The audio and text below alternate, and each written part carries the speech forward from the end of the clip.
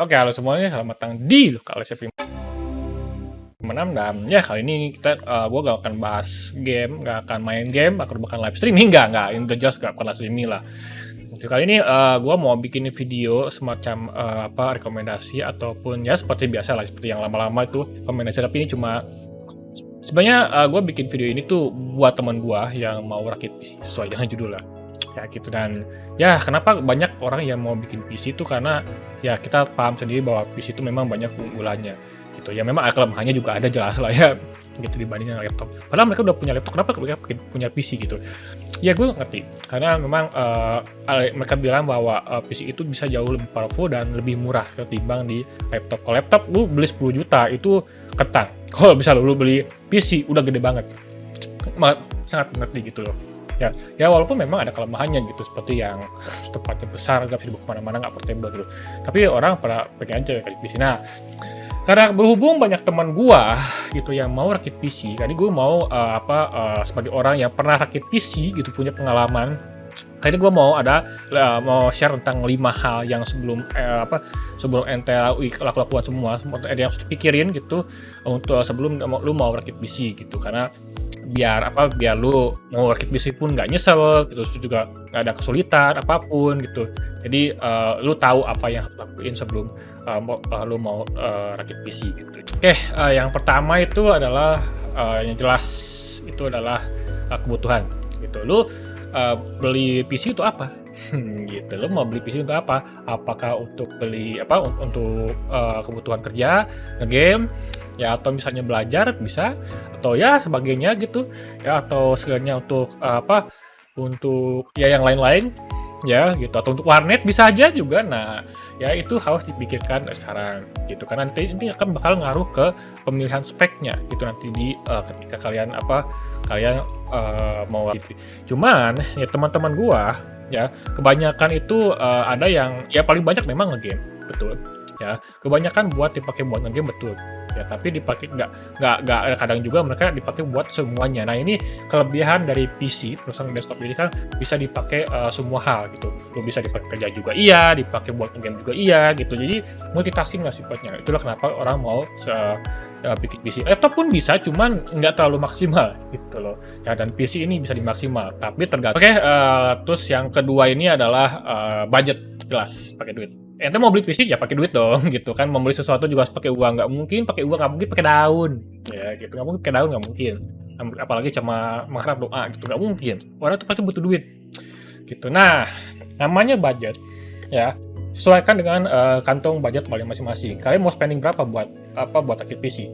10, 5, 15, 20, berapa gitu. Nah, paling rendah untuk kit PC itu memang ada sekitar nggak 5 juta, cuma gue nggak saranin 5 juta, saranin 6 juta itu udah oke. Tapi kalau udah di bawah itu tuh biasanya part-partnya itu bekas dan performanya di bawah rata-rata. Kalau 5 juta sih gue saranin ya lu mending beli laptop aja lah.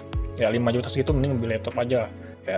Ya bisa juga beli rakit PC, cuman agak nanggung gitu ya untuk rakit PC gitu, karena barang-barangnya aja sekarang memang lagi agak naik harganya, jadi agak susah saya rekomendasinya untuk di bawah 5 juta gitu, karena 5 juta aja susah apalagi di bawah 5 juta gitu. Di 5 juta paling optimum sih, optimal tuh 7 ya, paling optimal tuh 7 ya, itu paling optimal 7 atau 6 itu udah oke gitu. Nah, kali untuk masalah budgetin saya bakal ngebagi di 4 bagian ya, 4 bagian spending untuk rakit PC. Yang pertama adalah low end ya, entry level.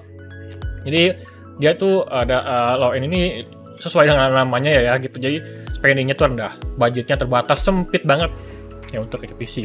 Biasanya orang yang budgetnya sejuta gini tuh dia cuma mau cuma fokus ke satu hal gitu. Ya misalnya ngegame, rendering, kerja gitu, atau belajar itu biasanya satu tujuannya fokus ke satu. Ya memang masih bisa semua gitu, yang kayak main game bisa, nugas bisa, intinya semuanya serba bisa.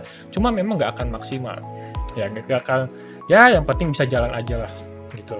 Intinya gitu tuh ya, tuh yang 5 sampai 6 sampai 7 juta. Nah, di atas 8 juta sampai 13 juta itu udah dianggap ke medium medium tier, ya medium spender.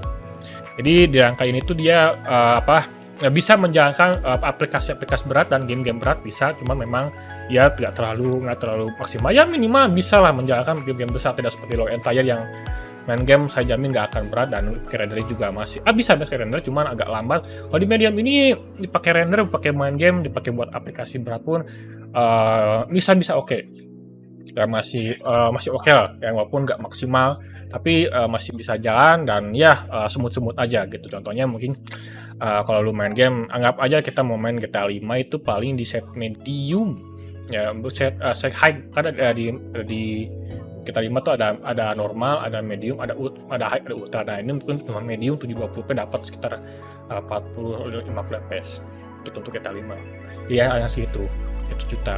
Terus yang adalah high end tier. Nah, high end tier ini adalah biasanya di atas rakit bisnisnya tuh di atas 17, di atas 15 juta ke atas itu udah sebutnya high end tier.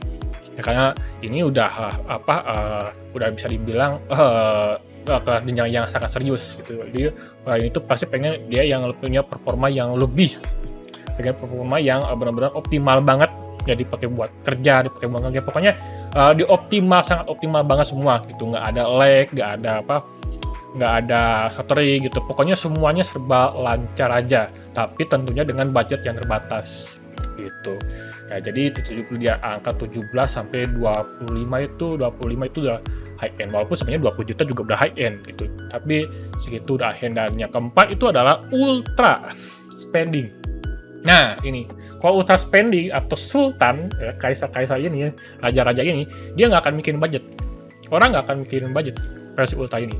Ya, yang versi ultra ini dia nggak peduli uangnya berapa, yang penting dia ngasih dapat komputer yang benar-benar maksimal, performanya maksimal, harganya maksimal, ya gitu. Terus juga tampilan juga harus bagus, peripheralnya bagus, pokoknya semua mewah, serba mahal, serba maksimal lah. Udah pasti mahal-mahal gini, ya pakai barang merek-merek yang nggak ada nama gitu, pasti nama juga pasti pakai Asus, pakai Corsair, MSI, Gigabit, ya pokoknya nama-nama yang high end semua yang punya nama, udah pasti harganya mahal dan ya pokoknya udah mahal banget, punya gede gitu, performa juga maksimal gitu. Bahkan yang nggak cuma komputer doang, mungkin ruangan juga yang spending. Kalau spending ruangannya didekorasi juga, ya siapa tahu. Ya itu yang kedua. Dan itu yang kedua. Terus yang ketiga ini juga sebenarnya nggak kalah penting, tapi harusnya kalian udah tahu, itu adalah tempat, nyediain tempat buat komputernya. Nah, gue mau ngomong kalau komputer ini memang orang udah pasti tahu ini gede lah. Ya udah gede banget dan makan tempat banget. Ya buat naruh keyboard, naruh mouse, naruh monitor, naruh PC-nya, komputernya, mau taruh di mana pertanyaannya. Ya, gitu. Dan kalau buat kamar sempit mungkin ini sangat penting ya, tapi kalau kamarnya gede sih nggak perlu masalah, orang bisa nyimpen di mana-mana pun gitu kan. Gitu. Nah, saran memang kebanyakan orang itu pasti di kamar. Jelas, orang kalau mau nyimpen PC pasti di kamar, nggak mungkin di publik. Karena takutnya nanti kalian buka tiba-tiba lihat orang, wah bahaya gitu. Ya pasti orang di kamar. Tapi perhatikan juga nih ya, kamar kamu tuh udah seberapa luas. Ya, kamar kamu tuh seberapa luas itunya kamarnya. Kalau udah sempit ya mungkin agak-agak enak gitu. Jujur menurut gua itu punya rakit PC, punya komputer yang desktop itu, kalau ruangan sempit itu susah banget, nggak enak, aslinya nggak enak ya, sempit, terutama buat lu ngetik ini tuh nanti bakal mentok-mentok sini gitu, nggak kayak laptop yang mungkin ya lu bisa tepatin di mana aja. Di desktop nggak ya, di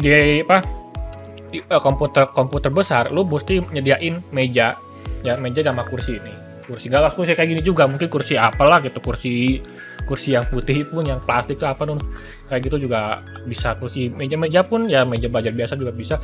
Meja pun harus yang panjang, ya nggak boleh sempit ya, karena kalau yang sempit tuh nanti lu bingung mau nyimpen monitornya di mana gitu ya. Di lantai bawah bisa ya, itunya kalau kamar lu sempit memang agak susah, agak tricky gitu loh. Jadi pastikan nanti pas perakitan PC tentu juga nanti case-nya seperti apa. Tentunya juga casing, tentunya motherboard itu ada ukurannya banyak, kayak mini ATX, MATX, ada ATX, ada banyak lah. Nah terus yang keempat ini juga nggak kalah penting, malah penting banget ya yang harus kalian pikirkan, yaitu adalah kapasitas listrik rumah kamu. Nah, ini kapasitas listrik rumah kamu tuh berapa VA nih, ya. Gitu. Jangan sampai ketika lu kayak PC, PC-nya udah oke nih, komputernya udah ada, gitu. Nggak bisa dinyalain, kenapa? Karena sering ketika lu nyalain komputer, listrik rumah kamu jelek terus. Nah, ya gitu. Jadi harus dipikirkan juga ini, gitu. Listrik rumah kamu tuh berapa volt ampere, gitu. Ya sama komputer kamu, sama perhatiin juga perabot elektronik yang sering nyala itu apa itu lampu, TV atau apapun, harus lihat dulu, kulkas juga itu terus berapa VA komputer kamu yang rumah kamu ya gitu, jangan sampai kejadian jelek gitu. Nah, kira-kira kapasitas buat komputer tuh berapa watt sih gitu, tergantung spek ya gitu Pak. Cuman yang umum itu kita ambil aja 400 watt. Ya, dari power supply itu 400 watt ya. Ente harus nyediain 400 watt. Ya memang untuk untuk listrik yang masih subsidi yang 450 VA memang nggak cocok buat bikin komputer tuh, nggak cocok. Karena mau pakai komputer apapun juga ya paling rendah pun lu punya komputer ya udah mati jelek. Gitu. Jadi 440 VA itu iya listrik yang subsidi ya. Kita nyebutnya, jadi dan itu nggak direkomendasiin. Lu kalau mau minimal 900 VA. Ya 900 VA itu ya memang berarti kalau misalnya hampir 900 VA berarti subsidinya pasti dicabutkan oleh pemerintah gitu. Jadi harga normal ya wajar kalian mau rakit PC ya performanya lebih besar jelas gitu. Jadi harus ada spending ya ocok lebih untuk listrik juga gitu. Ya jadi pastikan tentuin juga untuk masalah listrik ini karena penting banget. Jangan sampai ketika kalian udah rakit jelek terus ya nggak bisa memakai gitu. Kalau misalnya kalian maksain ya harus dikatin daya gitu loh ya. Nah, tadi 400 di 900, jam 900 jadi 1200 gitu. Optimalnya sih memang 1200 untuk komputer ya. Itu untuk komputer tuh untuk 1200 VA itu harus optimal.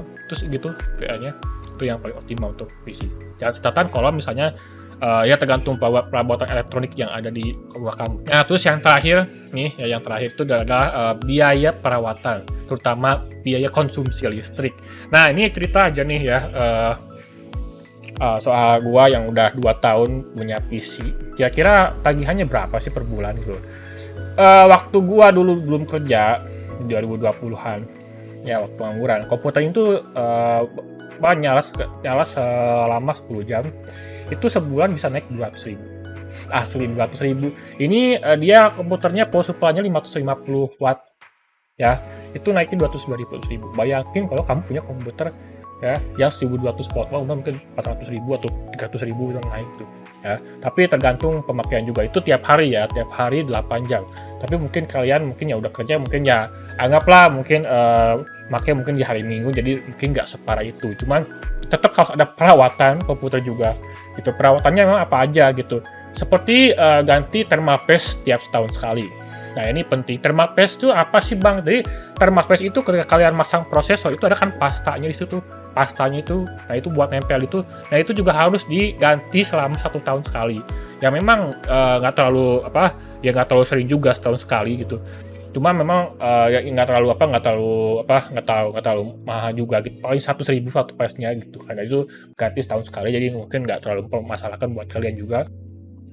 Tapi bukan cuma thermal paste doang. Yang pertama adalah cek casing juga harus dibersihin minimal 1 bulan atau 2 bulan sekali gitu. Karena kalau misalnya dia sampai berdebu nih, ya sampai berdebu tuh itu bakal nurunin performa, bakal menaikin umur juga gitu. Terus juga bikin mampet, terus juga ya bikin pendek umur juga gitu, bikin kota-kota. Jadi setiap 1 bulan sekali, mungkin setiap 2 bulan sekali itu harus wajib dibersihin ya gitu. Tergantung ruangan juga. Kalau ruangan kamu lebih sering berdebu gitu kan, banyak ya pokoknya banyak kayak di jalan itu kan, tengah-tengah jalan utama ya mungkin akan lebih sering juga. Jadi harus sering-sering cek juga itu ya. Dan ya itu aja ya untuk 5 hal untuk kalian ingin rakit PC gitu loh ya. Jadi ada 5, yaitu adalah niat ya, tujuannya apa untuk PC. Yang kedua ini adalah budgetnya berapa ya. Yang ketiga mau taruh di mana ya. Yang keempat daya listriknya berapa ya, tentunya juga sesuaikan.